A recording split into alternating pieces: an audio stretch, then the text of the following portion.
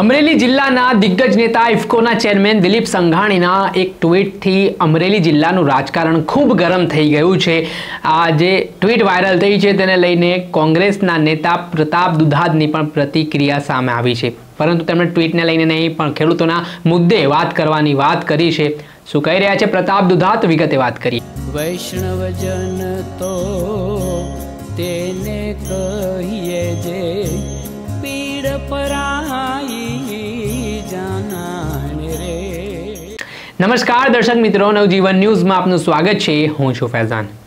જે રીતે સવારથી અમરેલી જિલ્લાના દિગ્ગજ નેતા ઇફકોના ચેરમેન દિલીપ સંઘાણીએ આજે ટ્વિટરના માધ્યમથી એક ટ્વીટ કર્યું। આ નાનકડા ટ્વીટે અમરેલી જિલ્લાના રાજકારણમાં જબરજસ્ત ગરમાવો લાવી દીધો છે।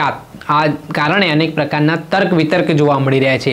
જે ટ્વીટમાં દિલીપ સંઘાણી લખી રહ્યા છે, દીકરીના નિહાપા લાગ્યા। જી હા, આ પ્રકારે સિંગલ લાઇનનું તેમણે ટ્વીટ કર્યું છે ને આ ઘટના બાદ અનેક પ્રકારની ચર્ચાઓ પણ વેગવાન થઈ છે, જેમાં ગઈકાલે અમરેલી જિલ્લાના તાલુકા પંચાયતના પ્રમુખ ચેતન ધાનાણીએ જે પાર્ટીમાંથી રાજીનામું આપ્યું ને તેના કારણે ફરી ભારતીય જનતા પાર્ટી વિવાદમાં આવી છે, કેમ કે દલિત સમાજના યુવકને ભાજપના નેતાએ ગાળો ભાંડી હતી ને આ પહેલા પાયલ ગોટી નામની જે દીકરી હતી તેને સરઘસનો મામલો સામે આવ્યો હતો, ત્યારે ભારતીય જનતા પાર્ટીને બદનામી સહન કરવાનો વારો આવ્યો હતો।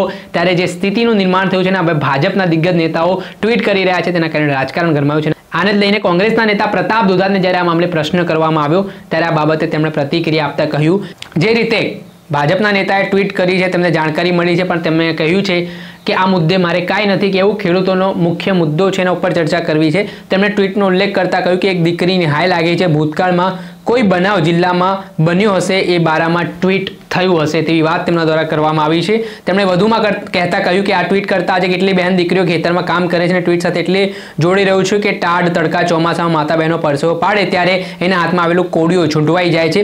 આ ખેતી બચાવ અભિયાનમાં દિલીપભાઈએ પણ અમને સાથ સહકાર આપવાની જરૂરિયાત છે, તે પ્રકારની વાત તેમણે કરી છે। પહેલા તો સાંભળો કોંગ્રેસ નેતા પ્રતાપ દુધાતને।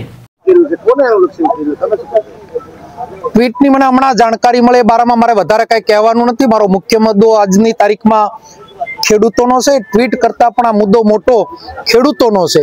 ટ્વીટની અંદર એને ઉલ્લેખ કર્યો છે કે એક દીકરીની હાય લાગી, ભૂતકાળમાં કઈ બનાવ જિલ્લાની અંદર બનાવ બન્યા હશે એ બારામાં ટ્વીટ થયું હશે, પણ એ દીકરી કરતા કેટલી બેન દીકરીઓ આજે ખેતરમાં કામ કરે છે, કેટલા મા બાપો ખેતરની અંદર મજદૂરી કરે છે।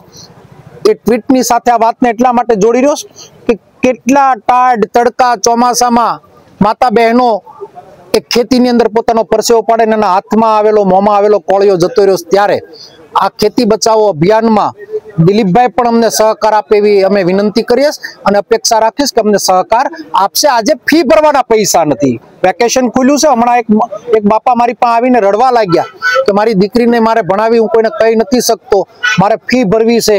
આ કરુણતા કેટલી ગંભીર છે એ ગુજરાત સરકારને સમજવાની જરૂરિયાત છે। ત્યારે બટકું નથી જોતું, કોઈ માખણ પીંડાની વાતો નથી જોતી, ફક્ત ખેડૂતના દેવામાં આપી જોઈએ એટલી જ વિનંતી કરું છું। ધન્યવાદ। આપણે સાંભળ્યા હતા કોંગ્રેસ નેતા પ્રતાપ દુધાત। તેમણે ભૂતકાળની ઘટનાનો પણ ઇશારો કર્યો છે, ત્યારે અનેક પ્રકારના સવાલો ઉઠ્યા છે। દર્શક મિત્રો, આવા જ નવા વિડીયો સાથે આપણે માહિતગાર કરતા રહીશું, એટલે નવજીવન ન્યૂઝ જોતા રહો।